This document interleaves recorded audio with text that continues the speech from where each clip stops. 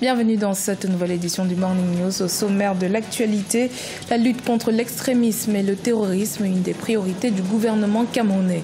Confronté à la montée des menaces sécuritaires, l'État a renforcé son dispositif militaire dans les régions en proie à l'insécurité. Toujours au Cameroun, le premier salon africain du bâtiment et des métiers connexes, Afribat Cameroun 2018, a ouvert ses portes mercredi 9 mai. Une quinzaine de délégations étrangères en provenance du Maghreb, d'Afrique subsaharienne, d'Europe, d'Asie et d'Amérique y sont représentées.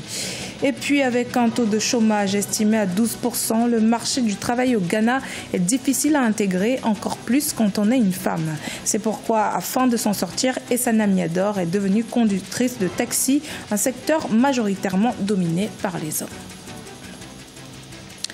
Face à la montée de la menace terroriste, l'État camerounais a renforcé son dispositif militaire dans les régions en proie à l'insécurité. Une loi antiterroriste a par ailleurs été mise en vigueur dans le pays. Aux efforts institutionnels s'ajoute l'implication des populations pour la préservation de la paix. Les détails avec Nathalie Mo. La dernière vague de reddition des combattants camerounais de Boko Haram se composait de 350 personnes. À ces abandons s'ajoute la liste des résultats des actions entreprises contre l'extrémisme violent au Cameroun. Le pays est actuellement engagé sur deux fronts, dans le septentrion contre les islamistes et dans les régions anglophones contre des groupes sécessionnistes. Le renforcement des capacités militaires et l'instauration de la loi antiterroriste du 23 décembre 2014 sont quelques instruments de lutte employés par l'État. La prise en compte de la nature de la menace a poussé à la réorganisation du commandement militaire avec la création et l'activation immédiate de la 4e région militaire interarmée. Là également, il s'est agi de resserrer le maillage territorial, de rapprocher les unités, le commandement du théâtre des opérations. Au Cameroun, suivant la politique de défense populaire, l'action civile contribue également à la riposte contre la montée des radicalismes. On peut ainsi relever l'implication des comités de vigilance contre Boko Haram dès 2015. La protection et la réinsertion familiale des enfants enrôlés dans les groupes armés est l'un des combats sociaux majeurs menés par le Cameroun. Ce qui nous intéresse, c'est des enfants de moins de 18 ans. Comme c'est des enfants qui sont associés à des groupes particuliers, peut-être qui ont reçu une certaine éducation, une nouvelle éducation, on doit juger parce qu'il faudrait engager le processus de déconditionnement. Parce que pour pouvoir les remettre dans leur famille, dans leur communauté de base, il faudrait s'assurer qu'ils ont gardé le maximum plutôt de leur famille de base que du milieu dans lequel ils ont été amenés à vivre du fait de cette crise-là. Pour le gouvernement camerounais, la meilleure place d'un enfant, c'est dans un cadre familial. La fête nationale du Cameroun, qui se célèbre le 20 mai, consacre la préservation de la paix sociale.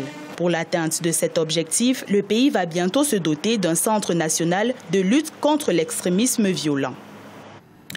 On reste au Cameroun où le Afribat 2018 a démarré ce mercredi 9 mai. Dédié au secteur du bâtiment et aux métiers connexes, ce salon se veut un espace d'échange et de partage entre les professionnels, experts et entrepreneurs du secteur du bâtiment et des métiers connexes. Reportage de notre correspondant Viviane Baoken. Le Salon africain du bâtiment et des métiers connexes Afribat s'est ouvert au parc des expositions de Tinga à Yaoundé au Cameroun le 9 mai 2018.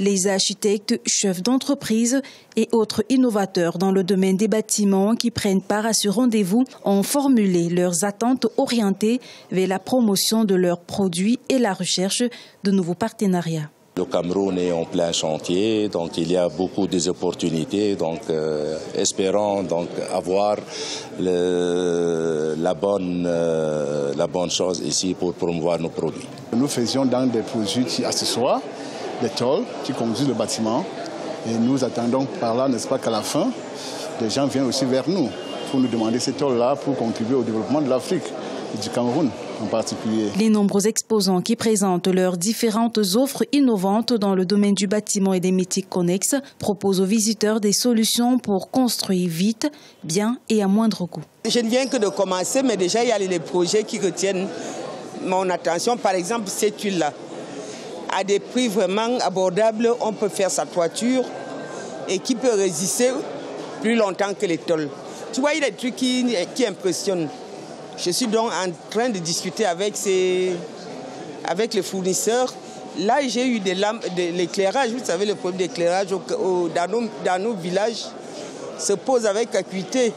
Donc, j'ai vu des lampes solaires qui m'ont aussi impressionné. Placée sous le thème « Ensemble, construisons l'Afrique de demain », la première édition du Salon africain du bâtiment et des métiers connexes, Afribat, a accueilli une quinzaine de délégations étrangères en provenance du Maghreb, d'Afrique subsaharienne, d'Europe, d'Asie et d'Amérique. Alors que le Ghana fait face à un taux de chômage de près de 12%, les femmes sont les plus touchées. Sur près d'1 million de chômeurs, elles sont 700 000, soit 12,5%, à ne pas avoir accès au marché du travail. Afin de s'en sortir, Essana Niador a décidé de devenir conductrice de taxi, un domaine dominé par les hommes. Pour se démarquer, elle s'est spécialisée dans le transport des touristes et des expatriés. Solène Duplessis.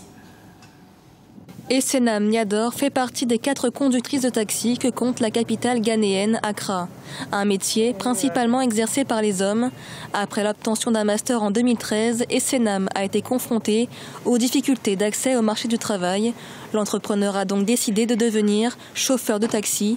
Elle s'est d'ailleurs spécialisée dans le transport des touristes et des expatriés. Quand vous avez été confronté à des défis, que vous avez vu les fossés qu'il existe dans la société, vous devez les combler, vous devez apprendre à résoudre les défis que vous avez perçus dans la société et gagner votre vie de cette façon. Alors pourquoi se tracasser avec ces longues et frustrantes recherches d'emploi quand vous en avez un juste en face de vous? Essenam est ambassadrice d'un projet baptisé Les femmes qui font bouger la ville. L'initiative vise à créer des emplois dans le domaine du transport. Environ 72 femmes sont inscrites à ce programme qui s'étend sur 6 mois. L'occasion pour Essenam de partager son expérience avec les étudiantes. À chaque fois qu'elle vient, elle nous encourage beaucoup. Elle nous dit qu'elle n'y est pas arrivée en une seule fois. Ça s'est fait petit à petit. Alors, si nous sommes déterminés, nous pouvons aller plus loin. Essenam espère voir plus de femmes intégrer l'industrie du transport. Dans le pays, le chômage touche près d'1,5 million de personnes. Les femmes sont les plus affectées par le manque d'emploi. Elles sont 700 000, soit environ 12,5% de la population âgée de plus de 15 ans, à ne pas avoir accès au marché du travail. Portrait à présent du slammer béninois Gopal Das, une figure dans le milieu artistique béninois. Sa spécialité, le slam ethnique. Ses textes sont en majorité exécutés en goun, un dialecte de sa ville d'origine. Découvert dans ce reportage de Lefty Ounou, commentaire Ashley Duprat. Gopal Das est un artiste slammer qui promeut les langues locales, notamment le gungbe, une langue parlée à Porto Novo. Hydradas Bacta Nunagnon, alias Gopal, a été bercé par la littérature au cours de son cursus scolaire. Passionné de poésie, Gopal Das est devenu le déclamateur préféré des professeurs d'école. Influencé par le rap africain et béninois, il a décidé de se consacrer au slam en 2009. Étant fils de la capitale du Bénin, il fallait que je m'intéresse à faire du slam dans la langue de mes ancêtres, qu'est le gungbe principalement. Et je me suis mis à chercher comment est-ce que je peux apprendre cette langue. Je me découvre dans un univers où nos ancêtres ont laissé tout un savoir, un héritage linguistique incommensurable. Mais la difficulté, c'est que nous n'avons pas de plateforme ici nous permettant d'apprendre la langue nationale. Ça ne s'enseigne pas à l'école, ça ne s'enseigne nulle part.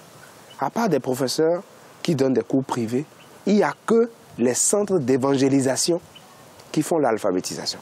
Après avoir été alphabétisé en langue locale goun, il a commencé par produire sa musique avec les rythmes tradis modernes. Il a à son actif plusieurs collaborations et singles dont Ouvi et Sasigbe. L'engagement et le travail de Gopal Das s'articulent autour de la promotion et la conservation des richesses culturelles issues du patrimoine du pays. Moi, principalement, je parle de l'aïratotétitude.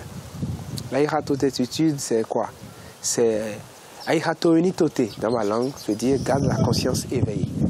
Et l'attitude d'avoir la conscience éveillée m'a fait créer le mot aïratotétitude pour dire nous devons garder constamment notre conscience éveillée. Comme je l'ai dit, les gens passent à côté de leur vie. Les gens ne savent pas ce qui est bon pour eux. Gopal Das est titulaire d'une licence en management culturel. Il a fondé un collectif nommé le Jazz Slam, un événement qui valorise les slammeurs africains. Il est également promoteur d'une série de rencontres de slammeurs, dont Slam, 3 rues, je dénonce. Idradas Bacta Nunanyon, alias Gopal Das, entend davantage révéler à travers le slam le patrimoine linguistique du pays. Il prépare activement la sortie de son premier album d'ici septembre 2018. C'était le journal de la rédaction. Merci de votre fidélité. Dans un instant, une nouvelle édition de l'actualité sur Africa 24.